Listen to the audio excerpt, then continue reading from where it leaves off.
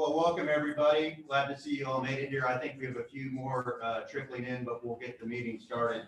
Again, my name is Aaron Harries. I'm Vice President of Research and Operations for Kansas Wheat. Welcome back to Manhattan. Welcome to Kansas State University. We're on the campus of K-State. We're in the Grain Science and Industry Complex, and this is the Igp Conference Center. This building, in fact, was built with checkoff dollars from the different commodity commissions in Kansas: soybean, sorghum, milo, and corn. This is a center to educate domestic and international customers of U.S. grains and wheat about marketing as well as other issues. So this is a beautiful North Campus here, Grain Science Campus that K-State has. Really nothing else like it in the world. All these buildings have been built up here in probably the last 13 years. A lot of these with private dollars. Probably all of them with private dollars, except maybe Vivat, but we've got the flour mill and the feed mill. And directly across the way is the Kansas Wheat Innovation Center, which is the home for the Kansas wheat farmer and where our offices are located for Kansas Wheat. And we'll talk to you later, but after we wrap up here today, we'll certainly invite you over to tour the Kansas Wheat Innovation Center. So kind of the agenda, and again, we'll try to wrap this up in 30 minutes. I know some of you have travel plans. Lunch will be on your own today, depending on what your plans are. We'll do our introductions. As we go through introductions today, just tell us your name, company, where you're from, and if you have one last final thought about what you saw on the tour, please share that. We'll just go through that, kind of review things. We'll release the final number for the tour and get you on your way. Okay, restrooms are down the hall outside to the left here, outside of the auditorium, if you need those. Are there any questions before we get started? Okay, well, why don't we get started with introductions? We'll start with John and just go back and forth across the rows. John Jacobson, RFD TV and Rural Radio, Sirius XM Channel 147 Nashville. Marsha Boswell, Kansas Wheat. Kim Chipman, Bloomberg News, Chicago. Marty Draper, Kansas State University, Kansas Experiment Station. Ernie Benton, Kansas State University, Manhattan, ID. Brian Walker, Miller Milling, Minneapolis.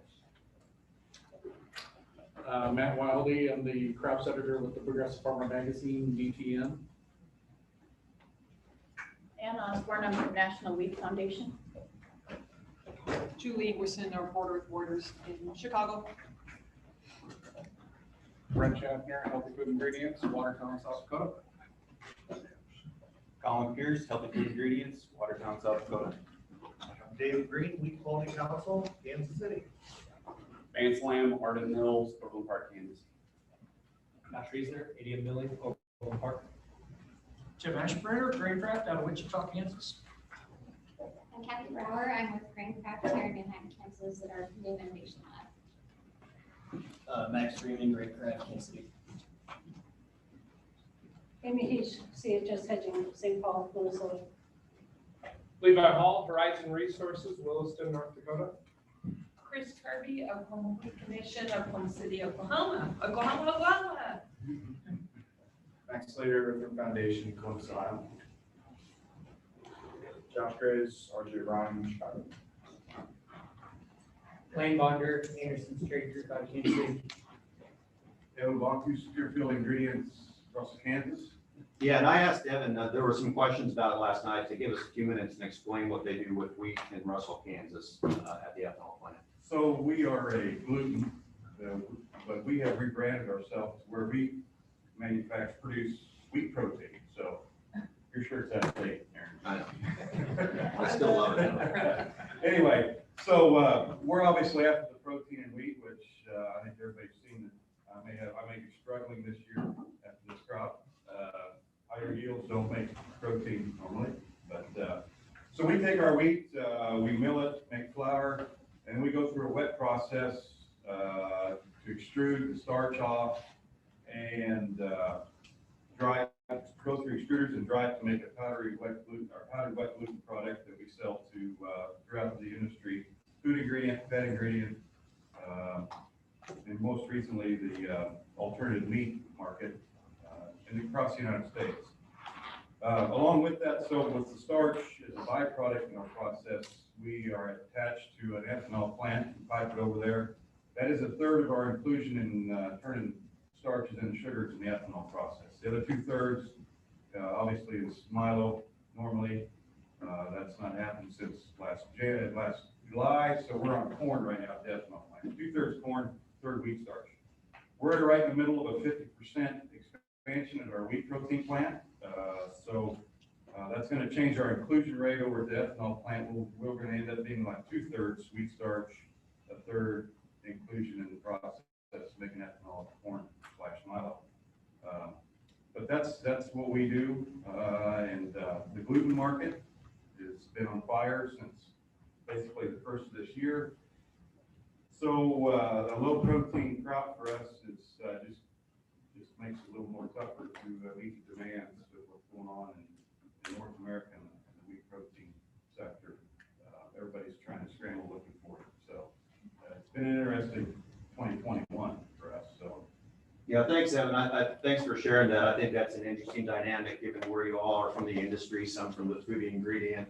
Going to hear more about wheat proteins and alternative protein sources, and it's a fascinating process what they do into the ethanol plant.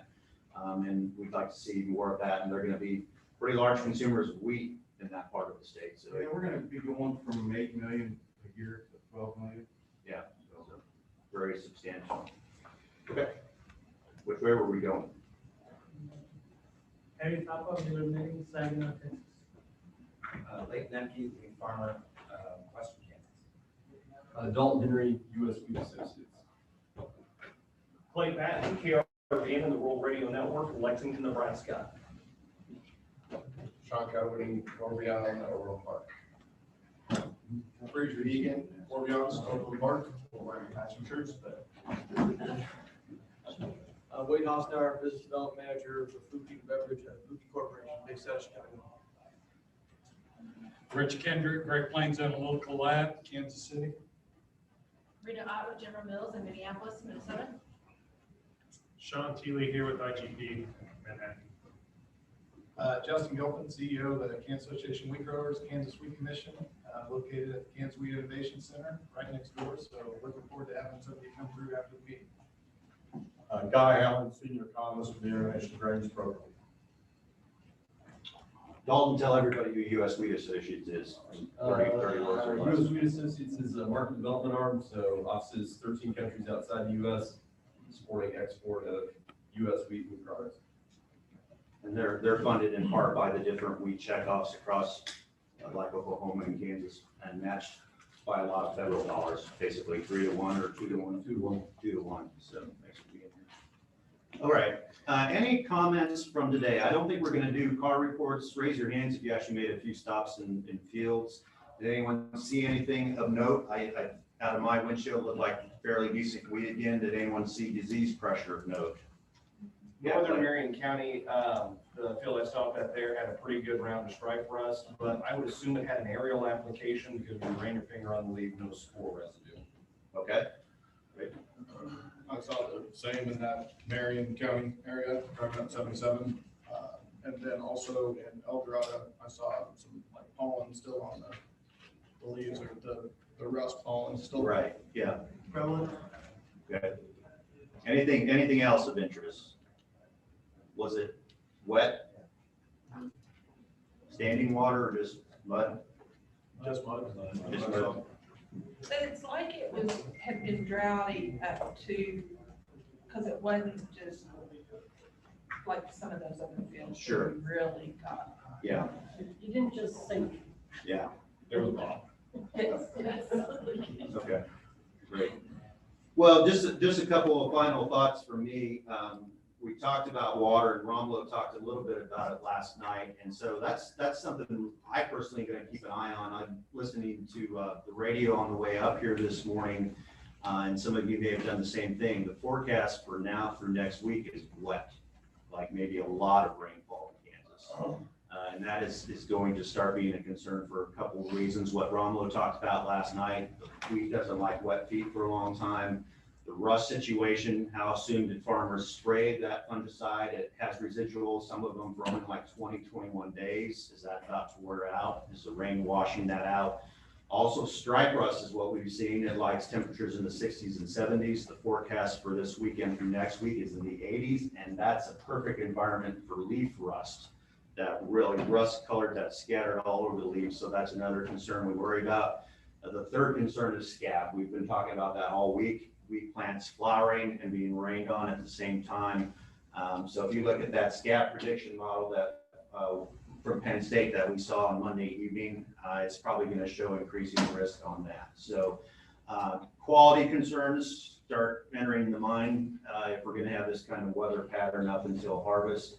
So there's always a difference between bushels and quality, and you're all very aware of that. But I think that the takeaway from the tour this year, being 2 weeks later, is that we are seeing this crop at its maximum potential right now, which I don't think we've ever seen on a tour. You know, it's heading, we have a good handle on what its capability is to produce, but we always say this, everything that can happen between now and harvest, and most of that is bad, that can happen. So, and hopefully next week we don't see a lot of hail associated with that rain, but there is a lot of risk to that, and hopefully you took that all into account when you made your guess. I do want to talk about one thing that we probably overlooked a little bit, and credit to our friends at K-State and the other wheat breeders at Oklahoma State and the private sector. I've heard more than once this harvest, especially from this year, especially from dry areas of the state, that this crop here looks better than it has any right to look at with this little bit of water. And that's a credit to our wheat genetics in the past 10 years. The research that goes on here at Kansas State University, that goes on at Oklahoma State University, we've seen plants that can tolerate a lot more. And that's what a lot of wheat checkoff dollars go into, funding the research at Oklahoma State, the public wheat breeding programs at Kansas State University.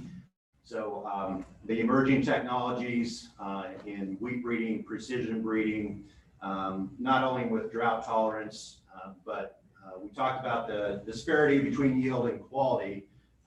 We're confident, and researchers are confident, that we can do both. Romlo's not here right now, but he's doing research that shows that we can maximize yield and we can increase the protein in those crops. So that's what we're trying to do. And I think Kansas wheat farmers, Oklahoma wheat farmers will do a good job of that in the future. So thanks for being with us, and stay tuned the next couple of weeks and keep an eye on the crop, and we'll try to keep the news out to everyone. So I want to thank everybody who's been on the tour. Thank the Kansas wheat farmers for allowing us to go out and do the tour. These are the guys who are stressed out right now and have to just sit back and watch hail or rust come in. They're pretty strong people. Want to thank Romlo, who's not here right now. Obviously, he's such an important part of this tour, his knowledge that he shares with everybody. And thank you to K-State. Their personnel and extension are top notch. Their wheat team across the state is top notch. We've got a lot of good eyes and ears out there educating our farmers for us. Thank you to Rita Ott back in General Mills in Minneapolis. Traveled all this way to do math. That's pretty bold, but appreciate you doing that, Rita. Thanks to my colleague Marcia here, who's doing the technology, keeping us all in line. Thanks to all of you, and those of you who drove especially. Hopefully next year we can do more of the carpooling. That would be ideal, getting to know more people as we go along the tour. So hopefully a lot of you consider coming back again when we have a bigger group. Please consider us a resource for any information after the tour. If you have any questions, follow up. If we don't know the answer, we can point you to Romlo or someone else. Or They can sign up to get reports during harvest. yeah, sign up on our Kansas Wheat website for harvest reports. Marcia emails out harvest reports. We'll do those almost on a daily basis when harvest gets underway here in Kansas, and those are very good reports. And then finally, want to thank Dave Green for making this all happen. I know it was a tough year last year, Dave not having that. But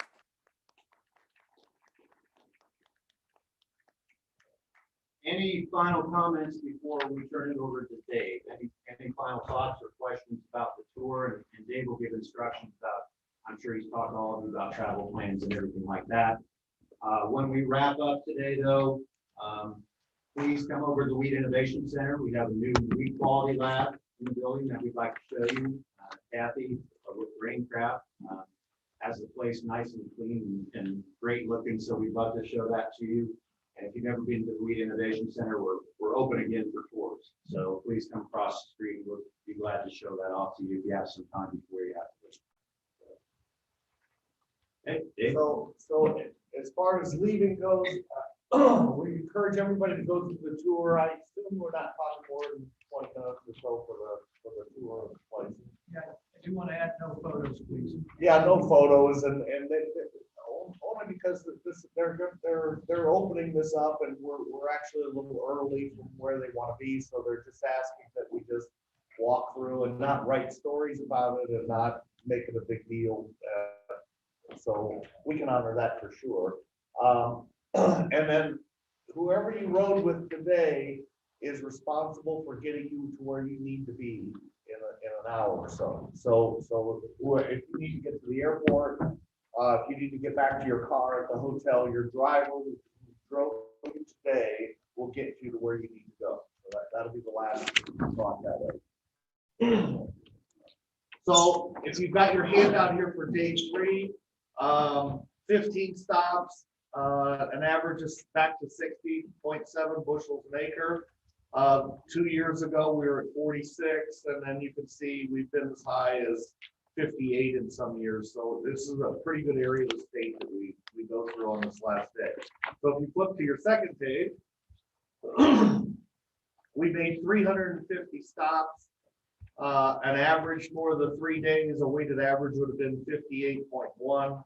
So that's where our total came out. And again, the historical data is there for what we've done in past years. You can see all that information. And then there's a breakout of who's here, by how many participants in each of these categories. So that's for you. And then again, our tradition is we bet $1 and everybody that's on the tour that's seen the entire state has a chance to enter a contest to see what our yield, what they think is going to happen. So I forget I didn't ask how many people we had there.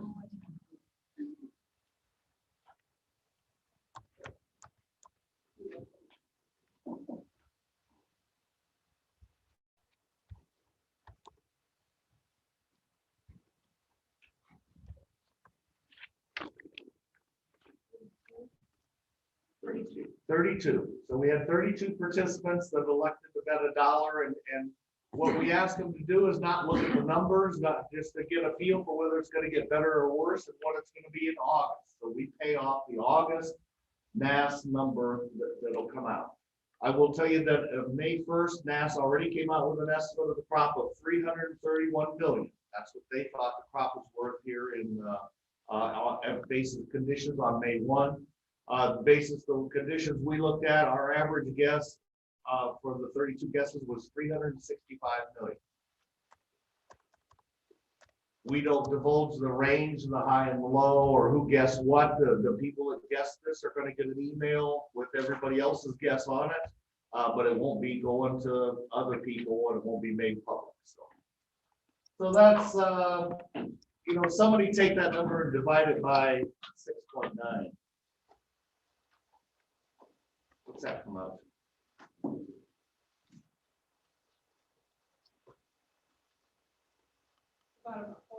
6.9.